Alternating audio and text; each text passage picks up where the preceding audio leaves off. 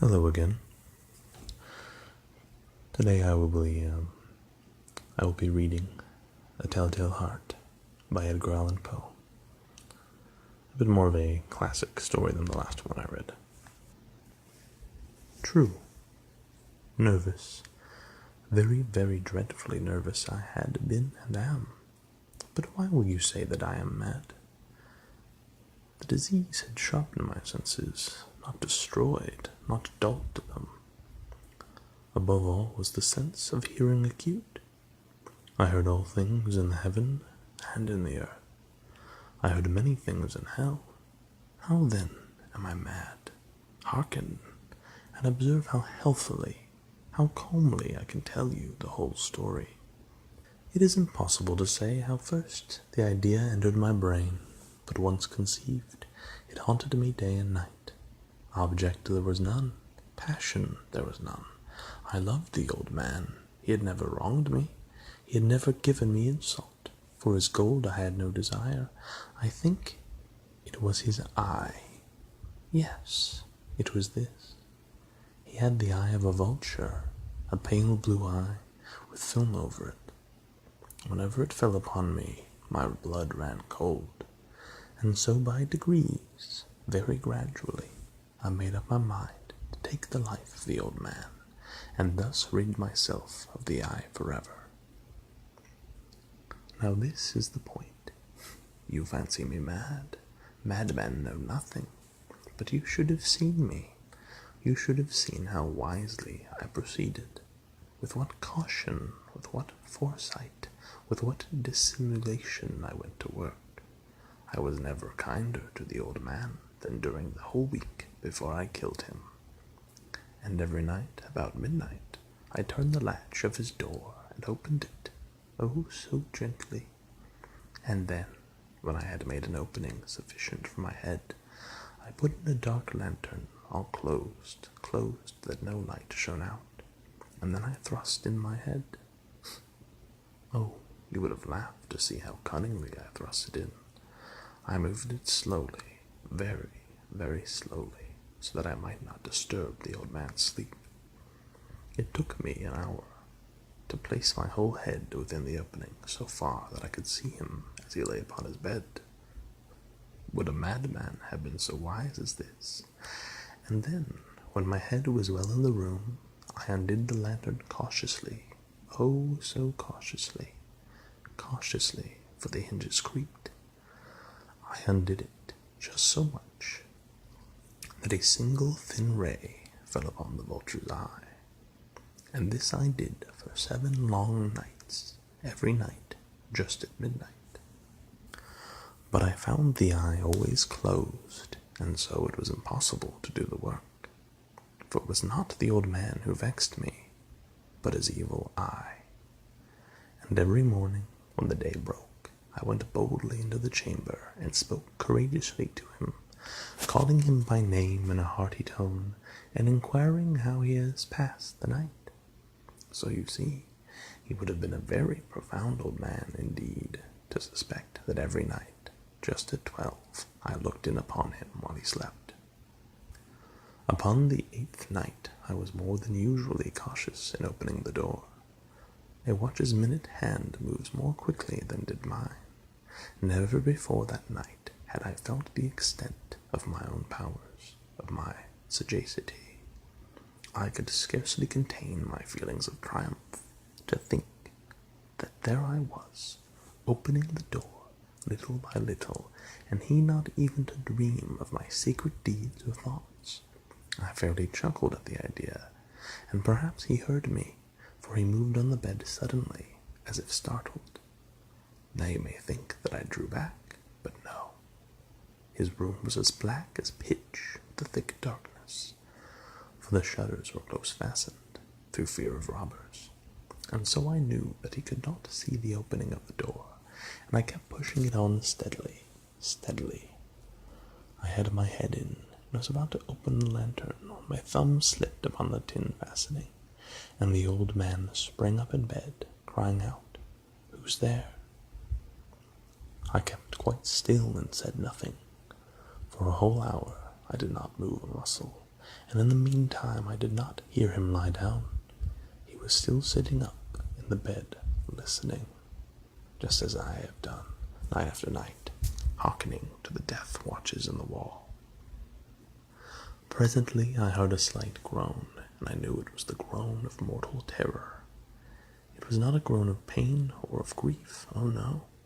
It was the low stifled sound that arises from the bottom of the soul when overcharged with awe. I knew the sound well. Many a night, just at midnight, when all the world slept, it had welled up from my own bosom, deepening with its dreadful echo the terrors that distracted me. I say I knew it well. I knew what the old man felt, and pitied him. Although I chuckled at heart, I knew that he had been lying awake ever since the first slight noise, when he had turned in the bed. His fears had been ever since growing upon him. He had been trying to not fancy them causeless, but could not. He had been saying to himself, "It is nothing but the wind in the chimney. It is only a mouse crossing the floor, or it is merely a cricket which has made a single chirp." Yes, he had been trying to comfort himself with these suppositions, but he had found all in vain because death, in approaching him, had stalked with his black shadow before him and enveloped the victim. And it was the mournful influence of the unperceived shadow that caused him to feel, although he never saw nor heard, to feel the presence of my head within the room. When I had waited a long time, very patiently, without hearing him lie down, I resolved to open a very, very little crevice in the lantern. So I opened it. You cannot imagine how stealthily, until at length, a simple dim ray, like the thread of the spider, shot from out the crevice, and fell full upon the vulture eye. It was open, wide open, and I grew furious as I gazed upon it. I saw it with perfect distinctness, all a dull blue, with a hideous veil over it, that chilled the very marrow in my bones, but I could see nothing else of the old man's face or person, for I directed the ray, as if by instinct, precisely upon the damned spot. And have I not told you that what you mistake for madness is but over-acuteness of the sense? Now I say, there came to my ears a low, dull, quick sound, such as a watch makes when enveloped in cotton. I knew that sound well, too. It was the beating of the old man's heart. It increased my fury, as the beating of a drum stimulates the soldier into courage. But even yet I refrained and kept still. I scarcely breathed. I held the lantern motionless. I tried how steadily I could to maintain the ray upon the eye. Meantime, the hellish tattoo of the heart increased. It grew quicker and louder every instant. The old man's terror must have been extreme. It grew louder, I say louder, every moment. Do you mark me well? I have told you that I am nervous. So I am. And now at the dead hour of the night, amid the dreadful silence of that old house, so strange a noise as this excited me to uncontrollable terror. Yet for some minutes longer I refrained and stood still, but the beating grew louder. I thought the heart must burst, and now a new anxiety seized me. The sound would be heard by a neighbor. The old man's hour had come. With a loud yell, I threw open the lantern and leaped into the room. He shrieked once only.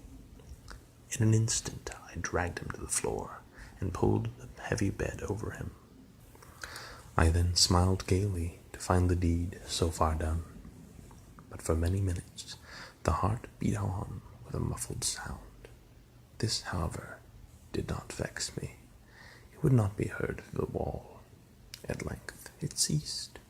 The old man was dead. I removed the bed and examined the corpse. Yes, he was stone dead. I placed my hand upon the heart and held it there many minutes. There was no pulsation.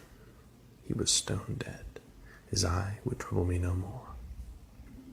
If still you think me mad, you will think so no longer when I describe the wise precautions I took for the concealment of the body. The night waned, and I worked hastily, but in silence. First of all, I dismembered the corpse. I cut off the head and the arms and the legs. I then took up 3 planks from the flooring of the chamber and deposited all between the scantlings. I then replaced the boards so cleverly, so cunningly, that no human eye, not even his, could have detected anything wrong. There was nothing to wash out, no stain of any kind, no blood spot whatever. I had been too wary of that. A tub had caught all. When I had made an end of these labors, it was 4 o'clock, still dark as midnight. As the bell sounded the hour, there came a knocking at the street door. I went down to open it with a light heart, for what had I now to fear? There entered 3 men who introduced themselves with perfect suavity as officers of the police. A shriek had been heard by a neighbor during the night. Suspicion of foul play had been aroused. Information had been lodged at the police office, and they, the officers, had been deputed to search the premises. I smiled, for what had I to fear? I bade the gentleman welcome. The shriek, I said, was my own in a dream. The old man, I mentioned, was absent in the country. I took my visitors all over the house. I bade them search well. I led them at length to his chamber. I showed them his treasures, secure, undisturbed. In the enthusiasm of my confidence, I brought them chairs into the room, and desired them here to rest from their fatigues, while I myself, in the wild audacity of my perfect triumph, placed my own seat upon the very spot beneath which reposed the corpse of the victim. The officers were satisfied. My manner had convinced them. I was singularly at ease. They sat, and while I answered cheerily, they chatted of familiar things. But ere long, I felt myself getting pale and wished them gone. My head ached, and I fancied a ringing in my ears, but still they sat and still chatted. The ringing became more distinct. It continued and became more distinct. I talked more freely to get rid of the feeling, but it continued and gained definiteness, until at length I found that the noise was not within my ears. No doubt I now grew very pale, but I talked more fluently, with a heightened voice, yet the sound increased, and what could I do? It was a low, dull, quick sound, such a sound as a watch makes when enveloped in cotton. I gasped for breath, and yet the officers heard it not. I talked more quickly, more vehemently, but the noise steadily increased. I arose and argued about trifles in a high key and with violent gesticulations, but the noise steadily increased. Why would they not be gone? I paced the floor to and fro with heavy strides, as if excited to fury by the observations of the men, but the noise steadily increased. Oh God, what could I do? I foamed, I raved, I swore. I swung the chair upon which I had been sitting and grated it upon the boards, but the noise arose over all and continually increased. It grew louder, louder, louder, and still the men chatted pleasantly and smiled. Was it possible they heard not? Almighty God! No, no, they heard, they suspected, they knew. They were making a mockery of my horror. This I thought, and this I think. But anything was better than this agony. Anything was more tolerable than this derision. I could bear those hypocritical smiles no longer. I felt that I must scream or die, and now again, hark, louder, louder, louder, louder. Villains, I shrieked, dissemble no more. I admit the deed. Tear up the planks. Here, here. It is the beating of his hideous heart. Well, I hope you enjoyed my reading of A Telltale Heart. Hope the rest of your day or night goes well.